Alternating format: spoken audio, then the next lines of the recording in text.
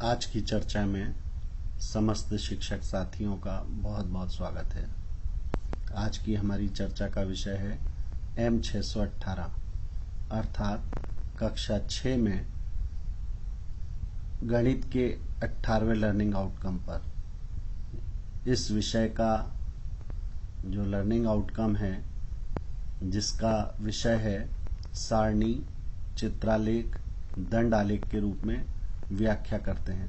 अर्थात यदि हम बच्चों को सारणी, चित्रालेख और दंड आलेख सिखाना चाहते हैं तो हमें किस तरह की चर्चा करने की आवश्यकता है, बच्चों से किस तरीके से कार्य करने की आवश्यकता है, इस पर मैं आपके साथ कुछ चर्चा करना चाहता हूँ।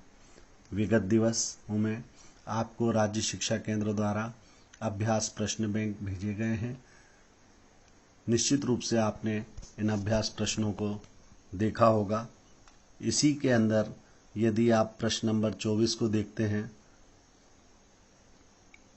तो पाते हैं कि यह इसी लर्निंग आउटकम पर आधारित है।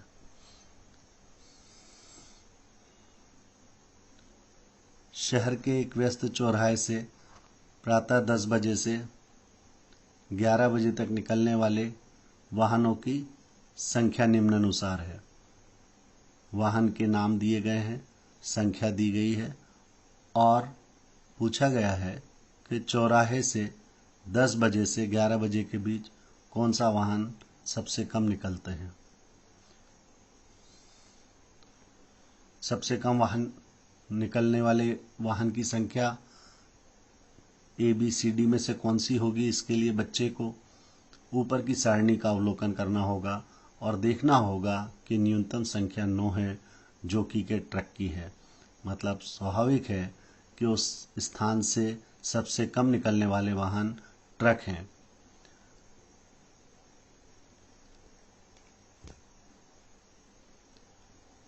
इस लर्निंग आउटकम पर एक प्रश्न या 2 प्रश्नों से मूल्यांकन तो किया जा सकता है, किंतु अभ्यास नहीं हो सकते, शिक्षण नहीं हो सकता। मैं सोचता हूँ कि अगर हमारे शिक्षक इस पर ज़्यादा चर्चा करें, एक ही प्रश्न को ना कराकर उसमें बहुत सारे प्रश्न बच्चों से बना कर बातचीत करें। जैसे कि इस प्रश्न की बात कर रहे हैं हम, तो उनसे पूछा जा सकता है कि बताओ उस चौराहे से बसें कितनी निकलती हैं, स्कूल बस कितनी निकलती हैं, कार कितनी निकलती हैं, सबसे अधिक वाहन कौन से निकलते हैं, सबसे कम वाहन कितने निकलते हैं, सबसे अधिक और सबसे कम के बीच का अंतर कितना है। इसी प्रकार से जितने ज़्यादा प्रश्न हम बनाएंगे, बच्चों को उस सारणी को पढ़ने और समझने का ज़्यादा अवसर मिलेगा। साथ ही साथ एक ही प्रश्न से ज़्यादा प्रश्न बनाने के अलावा उसी तरह के और भी अधिक से अधिक प्रश्न लें। उदाहरण के लिए प्रश्न नंबर 23 जो है वो भी इसी पर आधारित है, जिसमें कहा गया है कि निम्न सारणी में 9 विद्यार्थियों के गणित विषय के प्राप्तांक दिए गए हैं। इन प्राप्तांकों के आधार पर पूछा गया है कि कितने विद्यार्थियों ने 70 से 80 के मध्य अंक प्राप्त किए। बच्चे अगर इन टेबलों को पढ़ना सीख चुके हैं तो उनके लिए बहुत सरल सवाल है। 70 से 80 के बीच की केवल संख्याओं को समझना है। अनीता के अंक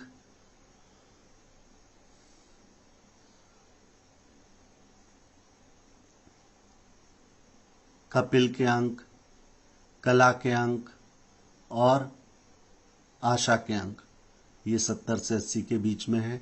इसलिए कुल 4 ऐसे प्राप्तांक दिख रहे हैं, 78, 72, 73 और 79 आशा के। तो इस तरीके से 4 जो हैं वो 70 से 80 के मध्य में हैं। यहाँ पर केवल एक प्रश्न पूछने से बच्चों का मूल्यांकन कर सकते हैं, किंतु अभ्यास के दृष्टिकोण से आपको अधिक से अधिक प्रश्न बनाकर पूछने चाहिए। आप कई प्रश्न ऐसे बना सकते हैं कि कपिल के प्राप्तांक कितने हैं, रवि के प्राप्तांक कितने हैं, सबसे अधिक प्राप्तांक किसके हैं, सबसे कम प्राप्तांक किसके हैं। कोई दो के प्राप्तांकों का योग भी करवा सकते हैं कि रवि और आशा के प्राप्तांकों का योग कितना है। किसी दो के बीच का अंतर पूछ सकते हैं, अनीता और कपिल के प्राप्तांकों का अंतर कितना है। तो इस तरीके से आप सारणी को अधिक से अधिक पढ़ने के लिए बच्चों को प्रश्न दें, जिससे बच्चे सारणी को अधिक से अधिक तरीके से पढ़ सकें, समझ सकें और उस पर अपनी एक अच्छी समझ बना सकें। इसी तरह से यदि आप चित्रालेख पर प्रश्न देखते हैं, प्रश्न नंबर 26, इस प्रश्न में कहा गया है, एक कन्या माध्यमिक शाला की कक्षा 8वीं की एक सप्ताह की उपस्थिति निम्नानुसार है। दिन दिए गए हैं और उपस्थिति दी गई है, किंतु यहाँ उपस्थिति अंकों में न देकर चित्रों में दी गई है। अपेक्षा है कि बच्चे पैमाने का उपयोग करके उन चित्रों को संख्या के रूप में समझ सकेंगे। आप बच्चों को अधिक से अधिक अभ्यास प्रश्न कराएं, पूछें कि सोमवार के दिन कितनी उपस्थिति है। बच्चे क्या ये समझ पा रहे हैं कि इसमें 7 चित्र हैं और 5 पैमाना है, तो 35 उपस्थिति हुई। क्या किसी अन्य दिन की उपस्थिति पूछ सकते हैं, बुधवार की उपस्थिति कितनी है, शनिवार की उपस्थिति कितनी है, सबसे अधिक उपस्थिति कितनी है, किस दिन है, सबसे कम उपस्थिति कितनी है, किस दिन है। इस तरीके से इस पे अधिक से अधिक प्रश्न बनाकर आप पूछ सकते हैं। इसमें पूछा गया है गुरुवार व बुधवार की उपस्थिति में कितना अंतर है। साथियों, जब मैं स्कूलों में बच्चों के साथ इस कार्य को, इस प्रश्न को देख रहा था, तो मुझे एक चीज़ देखने को मिली कि इस तरह के प्रश्न को करने के समय बच्चों ने बुधवार के आगे 25 और गुरुवार के आगे 9 चित्र होने के कारण 45 गणना की और फिर 45 में से 25 को घटा के 20 उत्तर निकाला। मैं यहाँ पर आप लोगों से अनुरोध करूँगा कि बच्चों को ये समझाने की ज़रूरत है कि इस तरह के प्रश्न में संख्या निकाल कर अंतर करने की बजाय यदि चित्रों में अंतर पहले निकाल लें, हम वो बुधवार और गुरुवार के अगर हम देखें कि 5-5 चित्र दोनों में समान हैं और बाद के जो 4 चित्र हैं वही उनका अंतर है, तो यदि चित्रों में अंतर 4 है तो स्वाभाविक है कि संख्या में अंतर 20 होगा। तो इस तरीके से गणना को फास्ट भी किया जा सकता है, बच्चे उसी कार्य को कम समय में कर सकेंगे, ऐसी मेरी आशा है। यदि आपकी बात बच्चे समझ गए हैं तो आप उसे किसी अन्य समांतर प्रश्न के माध्यम से जांच जरूर करके देख लें। यदि हम पूछें कि सोमवार और बुधवार के दिनों में उपस्थिति में कितना अंतर है, तो क्या बच्चे फिर से कर पा रहे हैं। किसी अन्य और दूसरे दिन की उपस्थिति का योग करा के देख सकते हैं, अंतर करा के देख सकते हैं। इस तरह से जितने ज़्यादा प्रश्न हम बच्चों के साथ चर्चा में उठाएंगे, बच्चे उसको ज़्यादा बेहतर तरीके से समझ पाएंगे। एक और तरह के प्रश्न बच्चे के सामने परिस्थिति के रूप में ला सकते हैं, जबकि अभी हमने देखा कि पहले वाले सारणी में अंक थे, फिर चित्र आए। अब यदि ऐसा हो कि उसमें पैमाना ही ना हो, जैसे कि प्रश्न नंबर 28 में नीचे दी गई सारणी विद्यार्थियों के एक समूह द्वारा रविवार के दिन टीवी देखने की संख्या को घंटों में दर्शाते हैं। ये सारणी क्या प्रदर्शित कर रही है? क्या बच्चे हमारे ये समझ पा रहे हैं कि 0 से 1 घंटे टीवी देखने वाले बच्चों की संख्या 4 है, 1 से 2 घंटे टीवी देखने वाले बच्चों की संख्या 10 है, 2 से 2 घंटे टीवी देखने वाले बच्चों की संख्या 15 है। क्या ये चीज़ बच्चे पढ़ पा रहे हैं, समझ पा रहे हैं? हमें ये देखने की आवश्यकता है। उन्हें यह समझाने की कोशिश करने की आवश्यकता है कि इसे टीली कहते हैं और 1 2 3 4 के लिए 1 2 3 4 रेखाओं का उपयोग करते हैं, किंतु 5 होने पर उसको एक तिरछी रेखा के द्वारा 5 का समूह बना देते हैं। यदि इस प्रश्न में हम देखें कि टीवी देखने वाले विद्यार्थियों की कुल संख्या है, तो बच्चे के लिए बड़ा आसान होगा अगर वो चीज समझ चुका है कि इसमें 5 के समूह 9 हैं, अर्थात 45 हुए, और खुले हुए जो रेखाएं हैं जो अलग अलग हैं, बंडल 5 के बंडल में नहीं हैं, वो वाली रेखाएं 10 हैं। तो इस तरीके से 45 धन 10 खुली हुई, तो ये 55 उत्तर हुआ। किंतु बच्चों से केवल ये प्रश्न का उत्तर ही ना कराएं, बच्चों से अधिक चर्चा करें, उनके ये समझने में मदद करें कि वो उसको ठीक से पढ़ पा रहे हैं या उसमें कोई उनकी समझ में कोई अंतर तो नहीं आ रहा है। आप बच्चों से पूछ सकते हैं 2 से 3 घंटे में 2 से 3 घंटे टीवी देखने वाले बच्चों की संख्या कितनी है। यह भी पूछ सकते हैं, यहां पर आपने क्या किया, घंटे दिए और विद्यार्थियों की संख्या पूछी, अर्थात 2 से 3 घंटे में कितने बच्चे टीवी देखते हैं, विद्यार्थियों की संख्या पूछ रहे हैं। कभी ऐसा कर सकते हैं, विद्यार्थियों की संख्या देके घंटे पूछ सकते हैं। उदाहरण के लिए 9 विद्यार्थी कितने घंटे टीवी यहां पर देख, 9 जो आवृत्ति है वो किस घंटे की है। तो बच्चों से जितनी ज्यादा चर्चा करेंगे, उसके जितने समांतर शब्दों का उपयोग करेंगे, जैसे यहाँ आवृत्ति शब्द का उपयोग कर लेने से उन चिन्हों को बच्चे समझ पाएंगे कि ये वर्ग अंतराल की आवृत्ति है। तो ज्यादा से ज्यादा बच्चों से बात करने से उनको ज्यादा अच्छी तरीके से बात को समझाया जा सकेगा।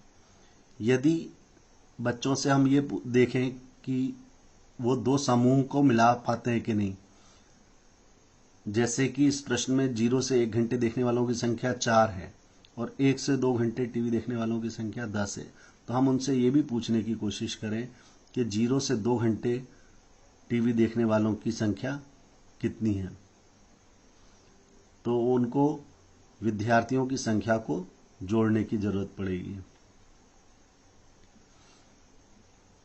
तो इस प्रकार से हम बच्चों के साथ अभ्यास प्रश्न बैंक के केवल प्रश्न ही न हल कराएं, बल्कि उनके साथ साथ बहुत सारे प्रश्नों का निर्माण कर करके हम बच्चों से बातचीत करने की कोशिश करें। आपके अभ्यास प्रश्नों के लिए जो प्रश्न बैंक में क्वेश्चंस दिए गए हैं, उनमें कुछ दंड आरेख से संबंधित प्रश्नों का भी निर्माण करके दिया गया है।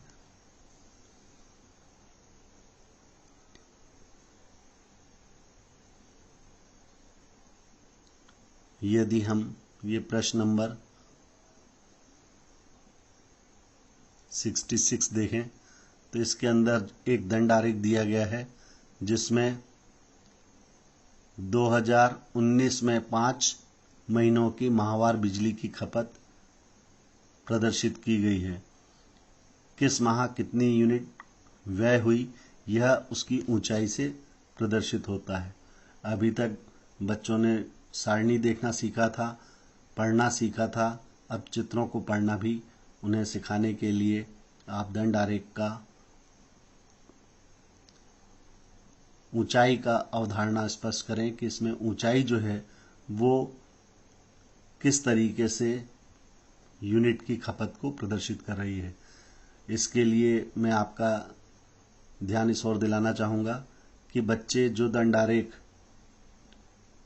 यूनिट के नज़दीक है उसको तो आसानी से पढ़ लेते हैं, किंतु दूर का जो बार होता है, दंड होता है, उसकी ऊंचाई को पढ़ने में कठिनाई होती है। तो इसके लिए बच्चे स्केल का उपयोग करें और उसकी ऊंचाई को स्केल पर इस तरीके से रखें कि वो यूनिट को पढ़ सकें।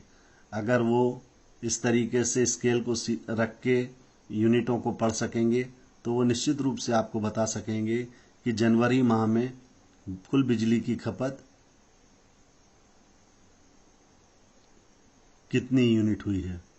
अगर बच्चे देखेंगे कि इस वाले चित्र में दंड आरेख में जनवरी माह की यूनिट जो है वो 500 प्रदर्शित हो रही है, जबकि के फरवरी माह में उससे कम हुई है, अर्थात 450 हुई है। तो बच्चों से अगर हम चर्चा करेंगे तो वो दंड आरेख को और बेहतर तरीके से समझ सकेंगे। किन माह में खपत का अंतर 400 यूनिट है, इसको जानने के लिए अगर बच्चे देखें कि फरवरी माह में 450 है और मई माह में 850 है, जिनका अंतर 400 है, तो निश्चित रूप से वह सही उत्तर को प्राप्त कर सकेंगे। मेरी ऐसी आशा है कि आप सभी साथी प्रश्न बैंक में दिए गए प्रश्नों के आधार पर मूल्यांकन जरूर करेंगे, किंतु सिखाने के दृष्टिकोण से जो बच्चे नहीं कर पा रहे हैं उनके साथ इस पर अधिक से अधिक चर्चा करके, अधिक से अधिक प्रश्न बना करके, उनसे बात करके यह प्रयास करेंगे कि इस लर्निंग आउटकम पे आपके सभी बच्चे बेहतर तरीके से समझ बना सकें और निश्चित रूप से नेशनल अचीवमेंट सर्वे में आपके बच्चे इस सरल लर्निंग आउटकम पर उपलब्धि बेहतर तरीके से कर सकेंगे। मेरी आपके लिए बहुत बहुत शुभकामनाएं।